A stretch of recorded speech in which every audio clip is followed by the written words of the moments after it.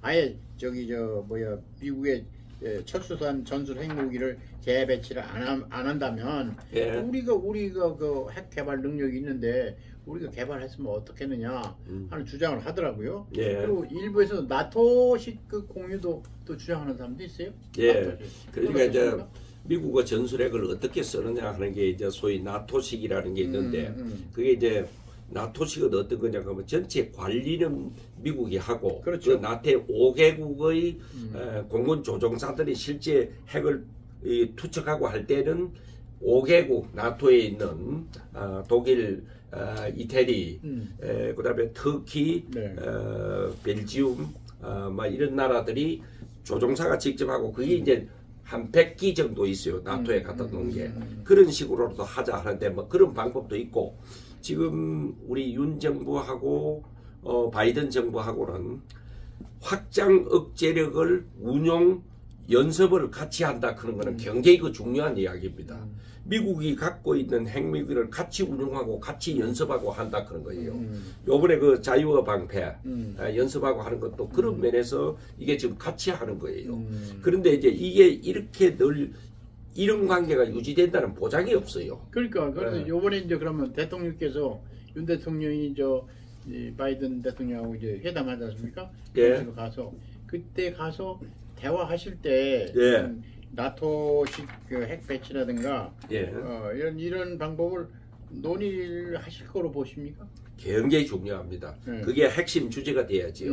어떻게 보면 이승만 대통령 1953년에 한미 상호 방위 조약 맺은 것 못지않게 북핵 문제와 관련해서 밸런스 오브 테러에 관해서 어떻게 하면 저 핵을 무용지물이 되도록 할 거냐 하는 걸 양 대통령 간에 어떤 구체적인 합의를 반드시 해야 되고 예. 그게 대한민국 생존을 보장하는 대단히 중요한 그런 합의가 그게 반드시 주제가 돼야 됩니다. 그렇죠. 근데 이제 제가 저기 책을 한번 읽다 보니까 옛날에 드골 대통령 있지 않습니까? 예. 그분이 이제 가진 의문이 있었는데 미국이 과연 파리나 서울을 보호하기 위해서 LA나 워싱턴을 포기할 수 있겠느냐, 희생할 수 있겠느냐. 예. 북한이라는 나라가 저게 믿을 수 없는 나라인데 저게 뭐 대륙간 탄도 미사일로다가 미국을 폭격한다. 그러면은 뭐 미국이 그거를 대한민국을 위해서 자기네들이 핵을 북한에 쏘겠느냐 이런 생각을 하고 있더라고요. 예, 그거는 된다고 이야기할 수도 없고 안 된다고 볼 수도 없고 그때 예. 두 정부의 관계가 어떻느냐, 예. 두 정부의 소위 질이 어떻느냐에 따라서 될 수도 있고 안 될 수도 있어요. 예를 들어서 한국에 미국이 미워하는 정부가 있다고 합시다. 미국을 갖다가 우습게 보고 계속 미국 없는 그런 그 역사를 바라고 하는 정부가 있으면 그래 미국 없는 역사 경험 좀 해라 그거 전혀 그걸 갖다가 확장 억제력을 갖다가 지원을 안 해줄 수도 있어요. 예. 그런데 그렇지 않고 정말 자유민주주의 가치를 지키기 위해서 미국 없는 대한민국은 안 된다 하고 이런 그 신뢰를 가지면 확장 억제력이 얼마든지 유효한 효력을 발할 수 있죠. 그래서 그 더골 대통령이 그 당시 사실은 미국한테 좀 뼈딱한 것도 있었거든요. 그러니까 이제 맞아. 그런 걱정을 하고 결국 이제 불란서도 핵을 가졌는데 그래서 이렇게 되는 경우 이걸 어떻게 해야 되느냐 할 때 대한민국에서 자유민주주의 가치를 존중하는 정치 체제가 계속 있어야지 이걸 버리고 예를 들어서 뭐 친중이 좋다든가 그렇죠. 친북이 좋다든가 이런 정권이 들었으면 그게 최대 그러면 대한민국이 그때는 없어진다고 보면 그러니까 돼요. 핵을 뭐 갖다 주도 정권이 바뀌어가지고 친중국 정권이 생겨가지고 하면은 미국에서 난감하는 거예요. 미국에서는 줬던 핵도 뺏고 싶지요. 그렇죠. 그러니까 이제 그 당시 한국 정부의 질과 미국 정부의 질이 어떠냐에 따라서 더골 그 주장한 것이 걱정이 될 수도 있고 안 될 수도 있습니다. 근데 이제 지금까지 미국의 그 확장 억제 정책 그 의지를 과시한 걸 보면은 저 전력 폭격기, 예, 또 뭐 항공모함 예, 이런 거 이제 핵투발 수단이라고 그러죠. 예, 그것을 저 한반도에 전개한단 말입니다. 예, 그런데 그 우리나라에 누가 군에 누가 예, 핵무기를 눈으로 본 사람이 있는가? 예. 지금 군인에서 그 예. 옛날엔 전순행 했을 땐 봤겠지만 예, 게다가 이제 운영 절차라든가 예, 그런 거에 대해서 정보를 우리 공유를 못 하고 있단 말이에요 현재. 예, 그리고 우리나라 국방장관, 현재 국방장관이나 합참의장 뭐 이런 분들이 미국을 방문하잖아요. 예, 그러면 뭐 B1B, 예, B1B 전략 폭격기 예, 이거 뭐 날개 이렇게 만지러 보는 거 사진 찍어가지고 보도를 해요. 예. 그거 가지고 어떻게 억제적 전략을 우리가 믿을 수 있느냐. 근데 그게 굉장히 생각하더라고요. 그래서 설명 좀 자세히 좀 해주십시오. 우리나라 국방장관이라든가 합참의장이 예. B1B 가서 날개를 만지고 하는 게 굉장히 중요한 의미를 갖고 있습니다. 아, 그 의미가 깊군요. 옛날에 공군에 이 신예기 같은 게 들어올 때, 예. 팬통기라든가 이래 들어올 때 우선 참모총장이라든가 국방장관이 가서 그 날개도 만져보고 그게 제 1단계예요. 그러고 나서 이제 실제 운용하는 사람, 뭐 조종사라든가 이런 사람들이 안에 들어가기도 하고 그 날개를 먼저 만지지 않으면 근처 가지도 못해요. 그게 이제 서로가 그 날개를 만지게 한다는 것이 우리가 공유를 하는 거다. 이제 이런 큰 의미가 있어요. 그래서 이제 그런 면에서 확장 억제력의 운용 연습을 같이 한다 하는 게 그만큼 중요한 거예요. 그래서 얼마든지 그게 우리의 전력이 될 수 있습니다. 아, 그렇습니까? 예. 그리고 저 북한에서 최근에 발사 성공했다고 방송했지 않습니까? 예. 근데 거기 보면은 적어도 600m 수중 폭발과 600m 적어도 상공에서 폭발 실험했다. 예. 이런 거를 보도를 했거든요, 북한이. 예. 그 핵탄두 재원이라든가 성능은 어느 정도까지요? 북한의 거? 지금 이제 그게 이제 헤일1, 헤일2라 그런 걸 가지고 그게 이제 뭐냐 그러면 헤일1은 자기들 발표에 따르면 3월 25일부터 3월 27일간 수중을 계속 돌아다녔다는 거예요. 그게 무려 59시간 12분을 했다 발표하고 헤일2는 무려 1000km를 4월 4일부터 4월 7일간 4일간 71시간 6분을 갖다가 이래저래 S자형을 그리면서 해안선을 따라서 이렇게 돌아다니다가 필요할 때 나와서 터질 수 있는 것이 자기들 화산 31형이다. 아, 31형이다. 이게 이제 러시아의 그 포세이돈이라는 게 있어요. 핵어뢰죠? 핵어뢰예요. 그런데 사실 이게 무서운 거는 사실입니다. 얼마나 무서워요? 그게 얼마나 CNN 같은 데서 평가하는 거 보면 이걸 실제 전쟁에 쓰면은 이거는 어떻게 보면 지구 마지막 날이다. 막 이렇게까지 이야기를 하는 거예요. 왜 마지막 날이 되느냐? 그걸 발사하는 순간에 이게 핵전쟁을 하는구나 하면서 미국의 핵이 쓰지 않을 수가 없어요. 그래 핵으로 서로 일하다 보면 지구가 마지막 날이기 때문에 이걸 함부로 쓰지를 못해요. 이제 그러는데 이제 이걸 가지고 우리를 협박하고 여러 가지 해서 실제 완성된 핵탄두가 되었느냐 안 됐느냐 하는 거는 우리 국방부는 아직은 확실히 잘 모르겠다 이러는데 일단 모르겠다 할 때는 됐다고 보는 게 안전한 거예요. 그걸 갖다 아직 안 됐다 자꾸 기대를 이래야 하는 것보다는 막 그렇게 해가지고 이게 만약에 핵탄두로서 핵의뢰가 될 것 같으면 어느 정도 무서우냐 하는 것 같으면은 수톤 혹은 수십 킬로톤 이게 위력을 가질 수가 있다 이런데 그걸 또 그대로 가지면 히로시마에 이제 그 폭격한 것이 15킬로톤이거든요. 15킬로톤 떨어뜨렸는데 그때 14만 명이 그다리 적사하고 수없는 그 피폭 환자들 도시가 황폐화 되어 있잖아요. 그렇죠. 근데 이게 수십 킬로톤 하니까 사실 그렇게 될 수도 있는 거예요. 그동안 실험한 걸 봐서. 그래서 그 위력이라 그런 거는 생각하기도 싫을 정도로 이제 막 그런 위력을 가지고 있다 이렇게 봅니다. 근데 그거를 우리가 저쪽에서 이제 아까도 뭐 사전에 어디 탐지 가능한 방법은 없습니까? 그런데 지금으로 봐서는 이게 S자형을 그리면서 이게 80m에서 150m 수중에 80에서 150m 사이를 이래 유영을 한다는 거 아닙니까? 그러니까 그게 포착하기가 참 어려운가 봐요. 지금으로 봐서는.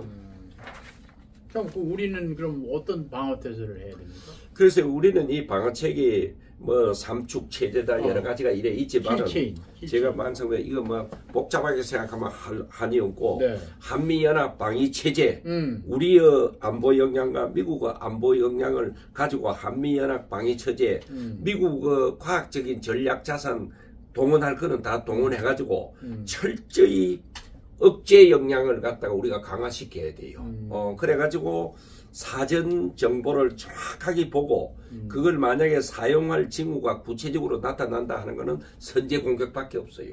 이미 저기서 공격이 오면은 그거는 이제 늦었고 어떻게 하기 어렵습니다. 그럼에도 불구하고 만약에 저쪽에서 공격이 온다 이거는 강력한 보복력을 행사하는 것 외에는 다른 방법이 없습니다. 왜 저기서 발사하기 전에 우리가 사전에 보고가야 된단 말이죠.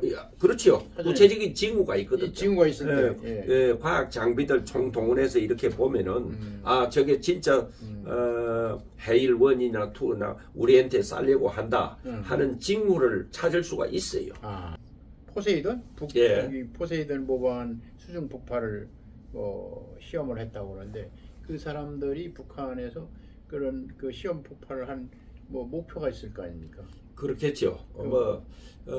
목표는 가상 무슨 물체를 이래 띄워놓고 자기들이 뭐 했다고 할 수도 있고 그런데 북한은 저기 워낙 이 가짜도 잘 만들어내고 또 거짓말도 잘하기 때문에 사실 또 군사력은 또 그렇게 해요 서로.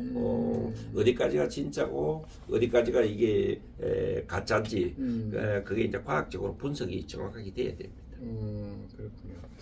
하여튼 그리고 이제 이 해일로 명명된 해거래 그거를 이제 뭐 이렇게 아까 S자형, 8자형으로 이렇게 운영하다가 이제 어떤 우리 이제 자기들 얘기하는 거기 가상 항구에서 수중 폭발을 한 거 아닙니까 이번에? 그렇지요.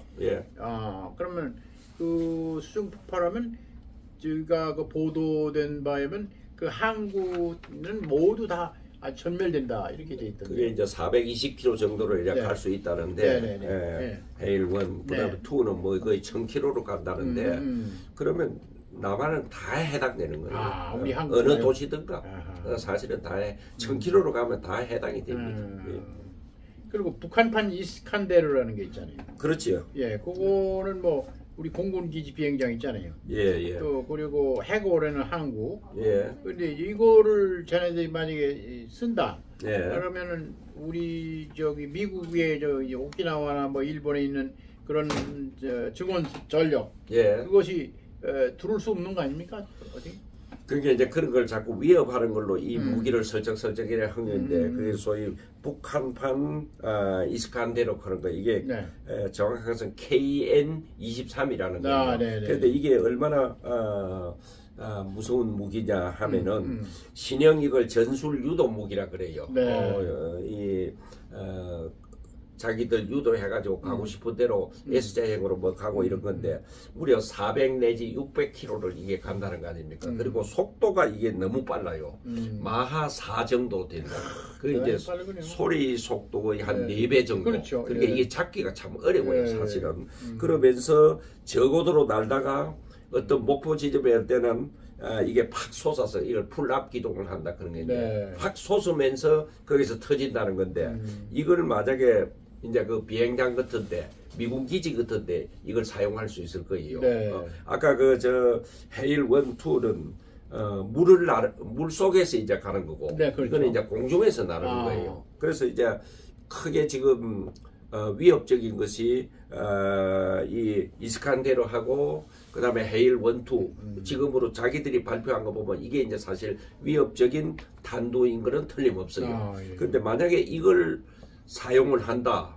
그거는 완전히 전면적이고 북한 정권 자체가 이거 없어지는 걸 각오하지 않으면 이걸 행사하기가 어려울 겁니다. 그런데 이걸 실제 쓴다고 이 위력대로 하는 것 같으면 예를 들면은 미군이 이동한다든가 미군 기지가 있던데 혹은 비행장 같은데 얼마든지 사용할 수가 있지요. 이번에 저기 한미 그 연합훈련에서 자유의 방패, 프리덤 실드 그 연습하고 연계해서 뭐 북한 지휘부를 제거하는 그런 그 프레시 나이프 이거를 했다고 그러는데 특수훈련이죠 그게.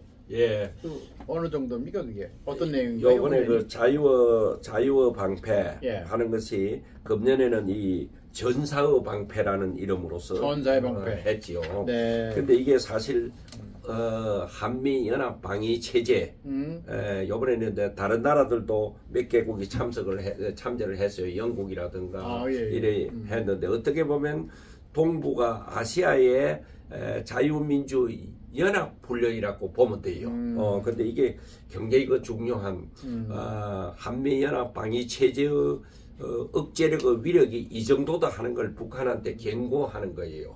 쉽게 이야기하면 종전에는 이게 방어훈련, 공격훈련 두 가지가 있었는데 방어는 생략해버리고 집중 공격적인 연습을 했는데 이게 뭐냐 하면은 그 북한이 함부로 도전을 한다든가 이렇게 할 때는 이런 식으로 대받아 쳐가지고 북한 정권을 개멸시키고 여기에 보면은 북한 주민 안정화 이런 또 것도 있어요. 보면은 여기 이제 일본하고 함께 또 정보 수집하는 것도 있고 뭐 이렇게 해가지고 완전히 북한 정권을 없애버리고 북한을 흡수하는 훈련이에요. 이게 이제 이랬는데 요번에 이제 미국이 성의를 다해가지고 소위 전략 자산, 첨단 미국이 가지고 있는 보유하고 있는 첨단 비행기들을 갖다가 많이 이 동원을 했지요. 비완 뭐 비완이라든가 리미츠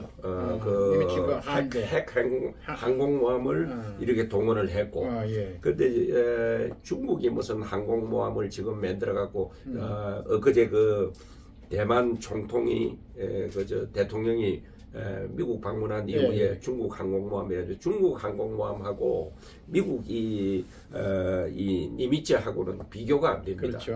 우선 중국 거는 그게 핵 항공모함이 아니에요. 이제 이런 면에서 이것이 총동원이 됐고, 그게 이제 소형 항공모함도 그 니미츠가 이렇게 오면 많이 따라붙어요. 그러니까 이게 소위 연합 항공 일종의 강습단이에요. 이게 요번에 동원이 됐고, 그 다음에 이제 이지스 구축함이라고, 이거는 이제 탄도미사일을 탐지하고 요격하는 거예요. 탄도미사일 오는 걸 탐지도 하고 그걸 떨어뜨리고 하는 이것도 동원됐고, 그 다음에 핵 추진 토마호크 미사일, 이건 많이 들어보셨을 거예요. 이라크 전쟁이니 이것이 이제 걸프 전이니 이것이 사실 근래에 미국이 연전연성하는 주 무기지요.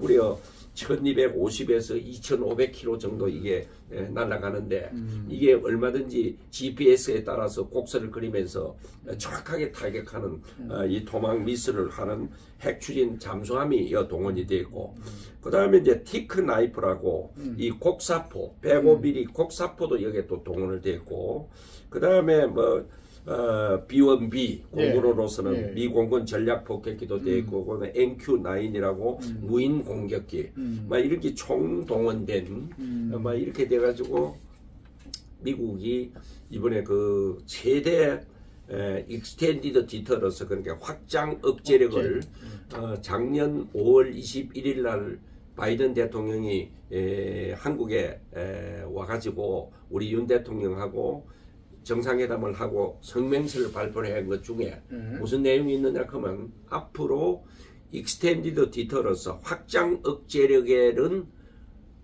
핵무기, 재래식 무기, 미사일 이 세 가지를 포함한다. 그런 이야기가 있었어요. 그걸 정확하게 실천을 한 겁니다. 말로 한 게 아니고 자, 너가 정말 도전을 한다든가 하면 우리는 이렇게 한다 하는 걸 보여준 거예요. 모르기는 몰라도 북한이 아마 신경 많이 쓰고 벌벌 떨었을 겁니다. 이게 마음먹으면은 뭐 북한은 흔적도 없이 날릴 수도 있는 겁니다. 미국이 괌이나 이 본토에 있는 B-1B라든가 뭐 스텔스 전투기인가요? 이런 거 F-22 이런 거를 지금 우리나라에 전진 배치시킬 그런 가능성은 없을까요? 얼마든지 있죠. 그거는 이제 한미 연합 방위력, 익스텐디드 디터런스에 해당되기 때문에 필요하다 그러면 전진 배치시키라 하다가 또 필요할 뒤로 또 백하기도 하고 얼마든지 가능성이 있습니다. 만약에 말입니다. 예. 북한의 대남 적과 통일은 뭐 의지나 전략은 뭐 변함이 없는데 이 사람들이 당장 전쟁을 일으킨다. 그럴 때 그렇게 가정하면 우리는 어떻게 해야 됩니까? 참 어려운 대답이죠. 저걸 대체할 수 있는 방법. 우리가 대체할 수 있는 방법은 제가 지금 이야기한 것처럼 어쨌든 제일 큰 안보 역량은 자유민주 이 정치 체제가 넘어가면 안 돼요. 지난 우리가 5년 경험해봤지만은 이거는 안보 역량을 통째로 스스로 없애버린다고요. 굉장히 중요한 말씀이에요. 그걸 이제 반드시 그런 잘못된 역사가 안 오는 게 제일 큰 제일 좋은 안보고 그 다음에는 한미 연합 방위 체제, 한미 결속이 단단히 되는 거. 이게 북한이라는 저 도전적인 실체가 있느냐 어떻게 할 수가 없어요 이거는. 그래서 서로가 정상회담을 하고 그만큼 미국이라는 이 한미 동맹이 중요한 겁니다. 할 수 없어요. 이게 역사의 법칙이에요.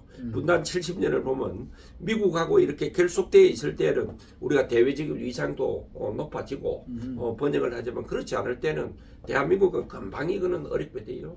근데 우리가 이제 박정희 대통령, 뭐 이승만 대통령 때부터 자주국방이라는 말을 많이 했잖아요. 근데 최근에 보면 우리 방위산업, 이 아주 그냥 대단해요, 방위산업.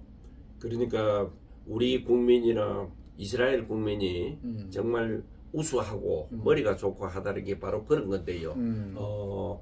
그동안 참 미국 무기를 가지고 이렇게 보고 그래 미국이 한국한테는 이 신예기니 이 저 새로운 무기를 이렇게 주기가 겁난다는 거 아니에요. 이렇게 해놓으면 금방 이게 자기화 시켜가지고 또 수출도 하고 이제 이렇기 때문에 그러나 그 우리가 제주인 걸 어떻게 합니까? 이게 통계해 보니까 무기 수출이 지난해에 170억 달러. 사상 최대였어요. 그리고 이제 수주된 것도 잔고가 100조 원인 돌파했다.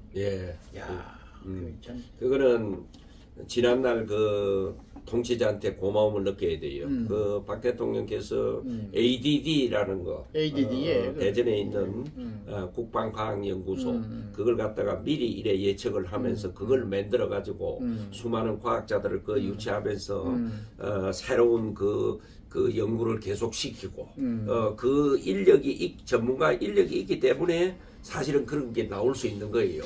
그 인재를 그때 그 연구소를 안 만들고 그런 인재를 키우지 않은 것 같으면 저는 뭐 사관학교 나온 군 출신이지만 그때 박 대통령이 미래를 세팅하면서 그런 그 인재 키우는 걸 영향을 받아가지고 해외 유학도 가고 인류 대학에 가서 박사도 받아온 그 이공계통의 학자들이 많이 있어요. 그 사람들이 지금 이런 결과를 나타내는 겁니다. 그러니까 한국 방위 산업이 새 역사를 쓰게 된 것이 이미 박정희 대통령 때부터 그런 미래를 내다본 그런 결심, 그런 결단, 이 결과가 나타나는군요. 이게 지금. 그래서 박 대통령을 역사에서는 무슨 뭐 독재자다 어쩌다 하는데 제가 한번 KBS 나가고 그런 이야기를 했습니다. 제가 유학할 때에 미국의 교수 한 분이 박 대통령은 절대 딕테이터가 아니다. 그때 이제 제가 79년도 유학하고 있을 때 박 대통령께서 별세를 했어요. 그때 그 박 대통령을 어떻게 평가할 거냐 하는 것이 그때 주제였습니다. 그 독재자는 우선 사람을 많이 죽여야 돼. 그 다음에 개인이 치부를 한대요. 그렇지. 그 다음에 이제 실제 나라를 위해서 애국을 안 한대.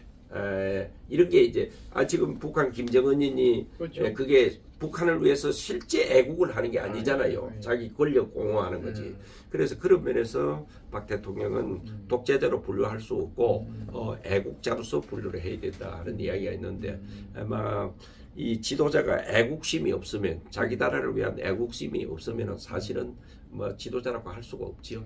그래서 이제 하여튼 어제 보도에 조금 나오고 오늘 좀 나오겠는데 북한이 말입니다. 예. 제 7차 핵실험 예. 그걸 할 거로 이렇게 보고 있어요. 예.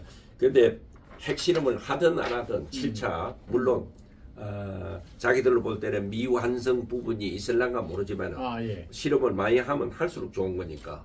근데 저는 그렇게 봐요.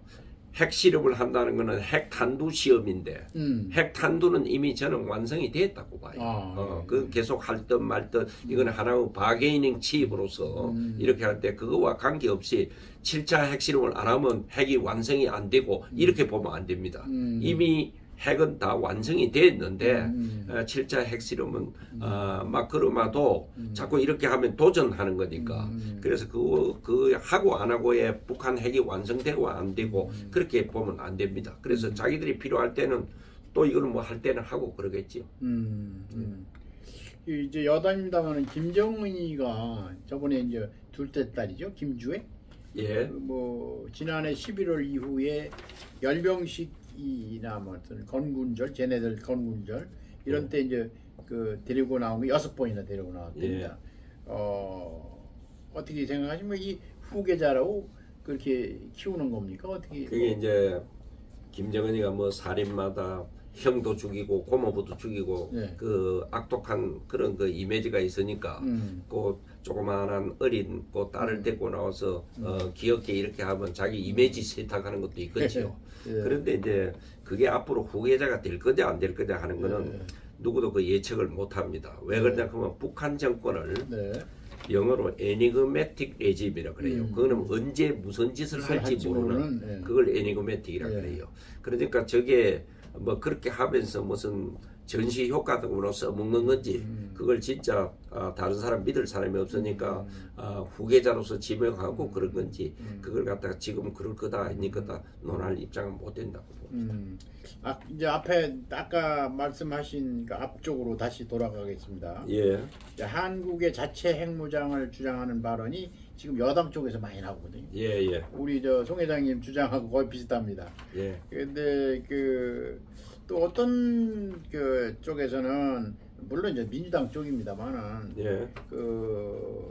우리가 북한이 핵을 가지고 있으니까 우리도 맞불로 핵무장하자 이런 주장에 대해서 그거는 안 된다. 오히려 중러 북한 이게 걔네들이 더 단결해 가지고 더 할 거다. 그러니까 이거는 우리는 안 맞는다. 이렇게 또 뭐 잘못 얘기하는 것도 있어요. 그래서 이제 이거 어떻든 간에 이거 우리가 자체 핵무장을 하든 아니면 핵 재배치를 전술 핵을 다시 갖다 놓든 간에 미국을 설득해야 될 거 아닙니까? 미국을 설득하는 방법이 과연 어떤 방법이 좋은지 아까 잠깐 얘기하셨죠. 신뢰 문제를 얘기했는데. 그러니까 이제 미국은 지금 비핵화라 그런 그 세계적 글로벌한 주제를 가지고 동맹국이지만은 이 동맹국도 핵을 갖고 저 동맹국도 핵을 갖고 뭐 이거 핵 확산에 관련된 거니까 그것 때문에 반대하는 거예요. 그러니까. 그런데 만약에 북한에서 개발한 그 핵 때문에 동맹국이 정말 여러 가지 큰 피해를 입는다. 이럴 때는 이제 미국 책임도 있는 거지요. 그렇죠. 그러니까 이제 이런 차원에서 좀 글로벌한 차원에서 어째 보면 아시아적인 차원에서 지금 북한 핵 때문에 다급한 거 일본도 다급해져 있어요. 호주도 다급하고 이 근처에 있는 나라들이 사실은 모두 핵이 없거든요. 그 다급한 나라들끼리 소위 글로벌한 차원에서 그 어떤 핵안보 무슨 동맹을 맺는다든가 이제 이렇게 해가지고 미국 핵을 공유하는 방법도 있고, 예. 그러니까 제일 좋은 거는 우리가 핵을 갖는 건데, 갖는 것 못지않게 미국 핵이 우리가 운용 연습을 같이 하는 그런 시스템으로 이렇게 만드는 것도 좋고, 그게 결국 그러나 이게 정부와 관계라 하는 게 앞으로 또 변화 가능한 이런 면도 있으니까 그걸 위해서 제일 안전한 거는 우리 자체가 갖는 거지요. 그런데 이제 무슨 소위 좌파들이라든가 친북주의자들이 북한 핵은 뭐 동족한테 사용하지 않을 기라든가 이런 나이브한 주장들은 그거는 국가 안보 차원에서는 있을 수 없는 주장들이죠. 제가 더 강조하고 싶은 게 민주당 사람들 보면은 북한 핵 미사일 위협이 존재하지 않는다. 그렇게 주장해 왔어요. 지금도 주장하고 있고. 그러면서 요즘에 뭐 이재명 대표인가요? 그분은 뭐라 그러면 일본이 쳐들어와서 우리나라 쳐들어와서 나라 전체를 독도뿐만 아니라 나라 전체를 뺏는다. 이런 얘기를 하고 있어요. 지금 그 친북주의자들이라든가 소위 체제 전복 세력들의 제일 문제점은 뭐냐 하면 이 객관적인 상황을 객관적으로 인식 못한다는 거예요. 예를 들면 북한의 실체가 뭐냐 이럴 때 이걸 형제요 동포지 우리의 적이 아니라 그거든요. 그러니까 이게 제대로 된 인식이 아니기 때문에 인식을 제대로 못하면 행동도 이상한 행동이 나오는 거예요. 그러니까 우리의 적이 아닌데 그걸 위해서 우리가 연습을 한다든가 무슨 이라면 그거 웃기는 짓이지. 그래서 제일 지금 체제 전복세들 친북주의자들은 문제점이 인식의 오류를 범하고 있고 근데 요 사이를 보니까 인식의 오류라 하면 자기들이 인식해가지고 객관적인 판단을 하는데 오류다는데 이제는 인식이고 판단이 아니고 북한에서 내려오는 지령을 갖다가 그대로 전달받아 갖고 그걸 행동으로 옮기려고 하는. 그래서 지금 핵은 필요 없다느니 그 다음에는 일본하고 이번에 한미 합동 하는 걸 갖다 비하한다는 얘기 하는 것은 북한에서 내려오는 지령을 갖다가 아예 그만 이제는 수정도 안 하고 그대로 주장하는 것 같은 이런 거는 있을 수가 없죠. 저도 야당 대표가 한미일 훈련을 핑계로 자위대 군합발이 무슨 다시 한반도를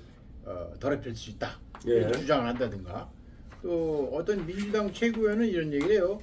윤 대통령이 지난번에 일본 가셨잖아요. 정상회담 해가지고 일본 시민들이 막 박수 쳤잖아요. 그러니까 얼마나 많이 내줬으면 그 나라 국민들이 박수를 쳤겠느냐. 그러니까 어느 나라 대통령인가 이런 말을 함부로 하더라고요. 그래서 그 논리대로 한다면 5년 전에 문재인 대통령 북한의 평양에 능라도 경기장 가서 어떻습니까? 북한 주민들이 열광적인 박수를 몇 번을 했냐면 그때 보도에 하면 13번을 했어요.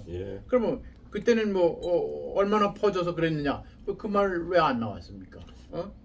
그 문재인 정권 때뿐만이 아니지요. 정상회담 한번 하려고 하면은 김대중 정부 때도 수없이 언론에 보도되었잖아요. 얼마를 줬느니 북한에 퍼준 거 생각하면은 이런 이야기할 자격이 없죠. 그래서 지금 주장하는 내용들은 일본에 어떻게 하는 거는 그건 북한이 주장하는 이야기고 중국이 주장하는 이야기예요. 그렇습니다. 적어도 우리 대한민국의 국익을 생각하고 하면 그런 주장들이 나와서는 안 되지. 그래서 이제 하여튼 그건 그렇고 이제 아까도 말씀드렸습니다만은 한국의 핵무장을 하려면 자연스럽게 미국을 설득해야 되는데 글로벌 확장 억지 수단 이게 논리를 피면은 미국이 설득이 가능한 거 아닌가 그런 생각도 들고 또 미국, 호주, 영국 이 3국이 참여하는 게 오커스라는 게 있잖아요. 그런 안보 협의회를 만드는 방법도 좋고 또 한국이 거기 가입한다. 그러면 이제 K 들어가서 코커스 이런 걸 만들면 어떨까? 이런 제안이 나와요. 아주 저도 좋은 아이디어라고 봐요. 이게 일본하고 관계도 한국, 일본이 바로 무슨 군사 동맹을 맺는다든가 그거는 정서상 별로 지금 안 통해요. 그러니까 어떤 지역 안보, 글로벌 이런 차원에서 막 그렇게 아쿠스 이런 걸 만든다든가 그다음에 한국에 포함되는 카쿠스 이런 걸 만든다든가 하는 것이 좋은 그겁니다. 그래서 당분간 한미일 삼국이 어떤 방어 체제를 하면서 실제로는 북한이라는 그 위협적인 존재가 없으면은 그렇게 절실하게 필요한 것이 아니지요. 이제 그런 면에서 그런 아이디어는 저는 대단히 좋은 아이디어라고 생각합니다. 예.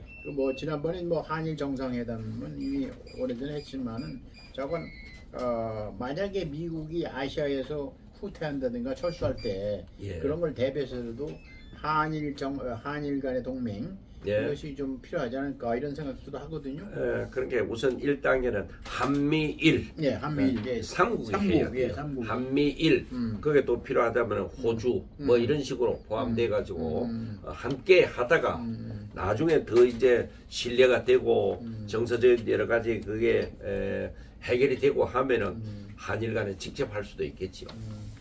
뭐 끝으로 말씀드린다면 지금 나라 밖에서는 국제 정치의 흐름이 그 몇십 년 전과는 아주 상당히 다른 그런 난유류 상태라고 보고 있습니다. 그래서 그 자유주의 국제 질서가 이제 중국이라든가 러시아의 도전으로 위협받고 있고, 이렇게 거기다가 또 러시아가 우크라이나 침공하고, 중국이 대만 무력 통일 시살하고 있고, 또 북한, 이란이 핵개발하고, 이렇게 아주 이제 세계가 안보의 시대에 다시 온 그런 기분이거든요.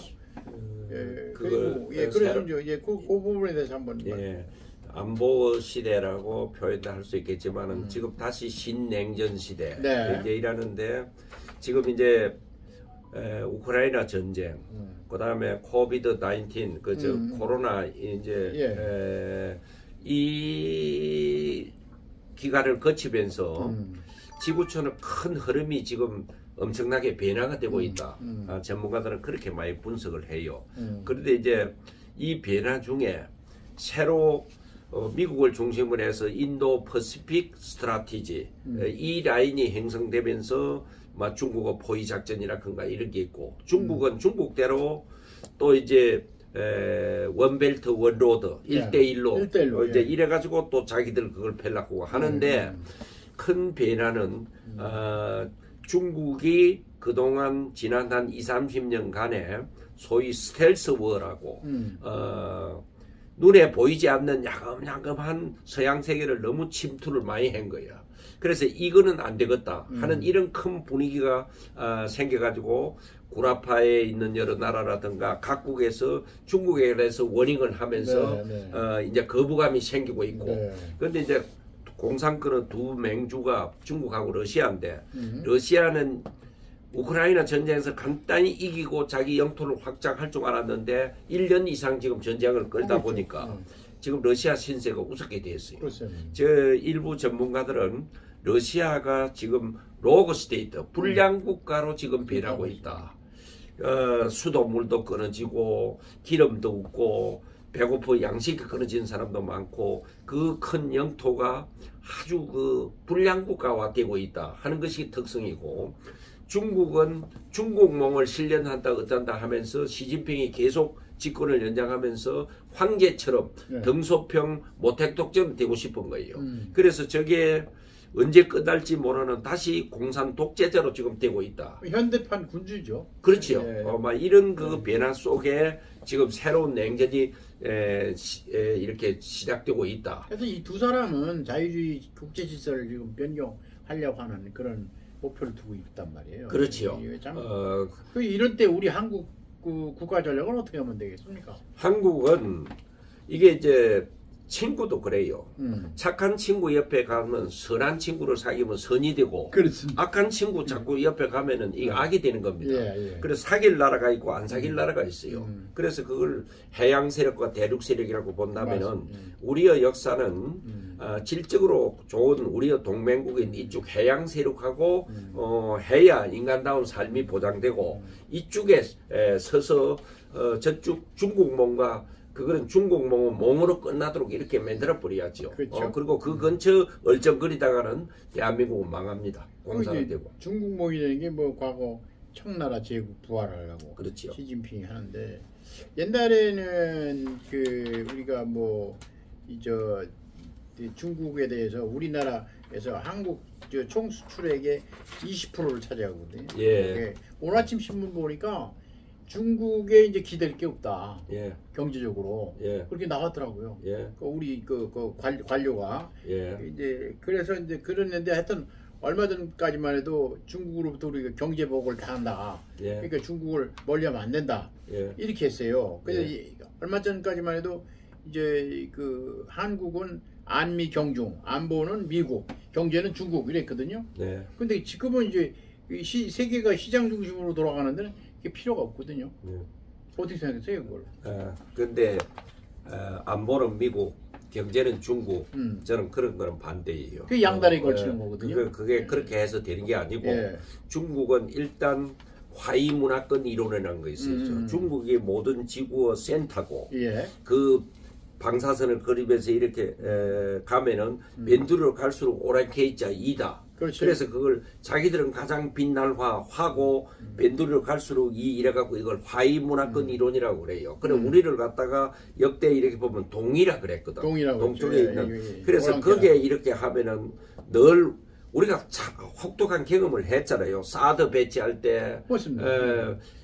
그걸 갖다가 경제적인 걸 갖다가 금방 정치화 시켜갖고 엄청난 보복을 하고 그런 굴욕을 당하고도 다시 또 뭐 20%가 어떻고 중국 시장이 있다고 해서 그러고 하는 거는 이거는 반성할 줄 모르는 국민들이 하는 거고 그렇습니다. 예. 거기에 의존하고 있던 거는 가급적이면 빠른 시간에 그래도 인간답게 사는 세계 이성이 통하는 자유민주주의 국가들하고 해야 돼요. 그것도 얼마든지 시장이 돼요. 그쪽에 의존하고 있다가는 이거는 나라 망하고 국제관계 망하고 여러 가지 아무것도 안 되는 겁니다. 저는 뭐 경제는 어쩌기고 뭐 안보는 미국이고 그런 그 개념은 저는 반대합니다. 그래서 송 회장님 그 윤석열 정부에 대해서 예. 안보 국방에 대해서 아주 간단한 말씀으로 뭐 한번 당부 한번. 지금 봐서는 윤 대통령은 북한에 대해서 할 이야기는 하고 북한을 갖다 분명히 우리를 해칠 수 있는 적이다 하는 객관적인 인식을 하는 것 같아요. 그리고 또 사귀어야 될 나라가 어떤 나라고 멀리해야 될 나라가 어떤 나라고 한미 동맹을 분명히 지금 중시해요. 그리고 실제로 우리를 만약에 이렇게 도전해 온다든가 하면 보복을 이야기한다든가. 그래서 저는 그 참모라든가 참모들을 제가 대부분 다 압니다. 그 사람들은 평소 그 가치도 알고 있고 막 이래서 굉장히 합리적으로 지금까지 잘 하고 있다. 막 그렇게 저는 봅니다. 아이고 오랜 시간 좋은 말씀 감사합니다. 예. 앞으로 이제 한미협회 예. 송 회장님이 한미연합회 아쿠스 예. 예. 그래 이제 한미 동맹을 굳건히 하는데 큰 역할을 하시리라고 믿고 큰 박수를 보내드리겠습니다. 후손한테 물려줄 하나의 유산입니다. 예. 예. 오랜 시간 수고하셨습니다. 예. 다음 시간에 또 뵙겠습니다. 예. 감사합니다. 감사합니다.